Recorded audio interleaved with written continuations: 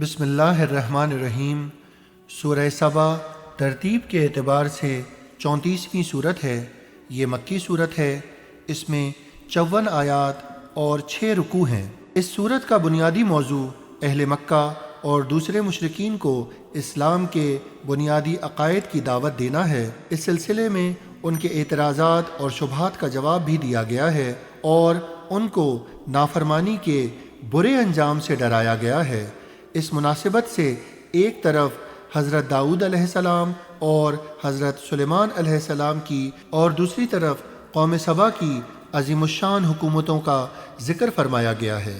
حضرت داؤد اور حضرت سلیمان علیہ السلام کو ایسی زبردست سلطنت سے نوازا گیا جس کی کوئی نظیر دنیا کی تاریخ میں نہیں ملتی، لیکن ان برگزیدہ پیغمبروں کو کبھی اس سلطنت پر ذرہ برابر غرور نہیں ہوا اور وہ اس سلطنت کو اللہ تعالیٰ کا انعام سمجھ کر اللہ تعالیٰ کے حقوق ادا کیا کرتے تھے اور اپنی حکومت کو نیکی کی ترویج اور بندوں کی فلاح و بہبود کے کاموں میں استعمال کیا، چنانچہ وہ دنیا میں بھی سرخرو رہے اور آخرت میں بھی اونچا مقام پایا۔ دوسری طرف قوم سبا کو جو یمن میں آباد تھی، اللہ تعالیٰ نے ہر طرح کی خوشحالی سے نوازا، لیکن انہوں نے ناشکری کی روش اختیار کی اور کفر و شرک کو فروغ دیا، جس کا نتیجہ یہ ہوا کہ ان پر اللہ تعالیٰ کا عذاب آیا اور ان کی خوشحالی ایک قصہ پارینہ بن کے رہ گئی۔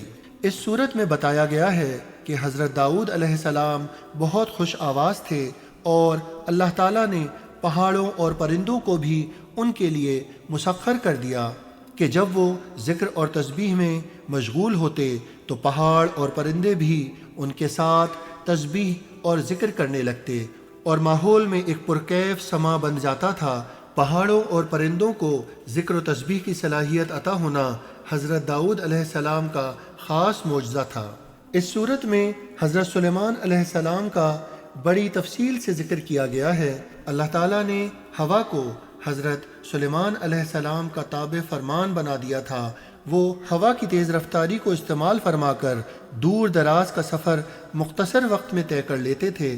اس کے علاوہ شریر جنات جو کسی کے قابو میں نہیں آتے تھے، اللہ تعالیٰ نے ان کو حضرت سلیمان علیہ السلام کے تابع بنا دیا تھا، چنانچہ وہ ان کی مختلف خدمات انجام دیتے تھے۔ حضرت سلیمان علیہ السلام نے بیت المقدس کی تعمیر پر جنات کو مقرر کیا ہوا تھا۔ یہ جنات طبعی طور پر سرکش تھے اور صرف حضرت سلیمان علیہ السلام کی نگرانی میں کام کرتے تھے اور اندیشہ تھا کہ حضرت سلیمان علیہ السلام کی وفات کے بعد وہ کام کرنا چھوڑ دیں گے۔ اس لیے جب ان کی وفات کا وقت قریب آیا تو انہوں نے یہ تدبیر اختیار کی کہ جنات کی نگاہوں کے سامنے ایک عصا کے سہارے اپنی عبادت گاہ میں کھڑے ہو گئے جو شفاف شیشے کی بنی ہوئی تھی تاکہ جنات انہیں دیکھتے رہیں۔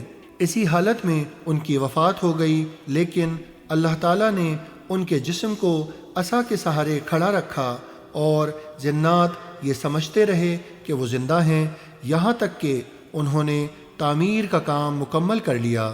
پھر اللہ تعالیٰ نے اس عصا پہ دیمک مسلط فرما دی جس نے عصا کو کھانا شروع کر دیا۔ عصا کمزور پڑ گیا اور حضرت سلیمان علیہ السلام کا جسم گر پڑا۔ اس وقت جنات کو احساس ہوا کہ وہ اپنے آپ کو جو عالم الغیب سمجھتے تھے وہ کتنی غلط بات تھی۔ اگر انہیں غیب کا پتہ ہوتا تو وہ اتنے دن تک غلط فہمی میں مبتلا رہ کر تعمیر کے کام کی تکلیف نہ اٹھاتے۔ سورہ سبا میں آگے قوم سبا کا ذکر آتا ہے۔ قوم سبا یمن میں آباد تھی اور کسی زمانے میں وہ اپنی تہذیب و تمدن میں ممتاز حیثیت رکھتی تھی، جیسا کہ قرآن کریم میں بتایا گیا ہے۔ ان کی زمینیں بڑی زرخیز تھیں، ان کی سڑکوں کے دونوں طرف پھلدار باغات کے سلسلے دور تک چلے گئے تھے، خوشحالی بھی میسر تھی اور سیاسی استحکام بھی، لیکن رفتہ رفتہ یہ لوگ اپنی عیاشیوں میں ایسے مگن ہوئے کہ اللہ تعالیٰ اور اس کے احکام کو ایسے بھول بیٹھے اور شرک کو اپنا مذہب بنا لیا۔ اللہ تعالیٰ نے ان کے پاس کئی پیغمبر بھیجے۔ ایک روایت کے مطابق ان کے پاس یکے بعد دیگرے 13 پیغمبر بھیجے گئے جنہوں نے اس قوم کو ہر طرح سمجھانے اور راہ راست پر لانے کی کوشش کی مگر یہ نہ مانے۔ آخر کار ان پر جو عذاب آیا وہ یہ تھا کہ وہ مارب کے مقام پر ایک بند تھا جس کے پانی سے ان کی زمینیں سیراب ہوتی تھیں۔ اللہ تعالیٰ نے وہ بند توڑ دیا اور اس طرح پوری بستی کو سیلاب نے گھیر لیا اور سارے باغات تباہ ہو گئے۔ ان واقعات کو ذکر فرما کر سبق یہ دیا گیا ہے کہ اللہ تعالیٰ کی طرف سے کوئی اقتدار حاصل ہو یا دنیاوی خوشحالی نصیب ہو تو اس میں مگن ہو کر اللہ تعالیٰ کو بھلا بیٹھنا تباہی کو دعوت دینا ہے۔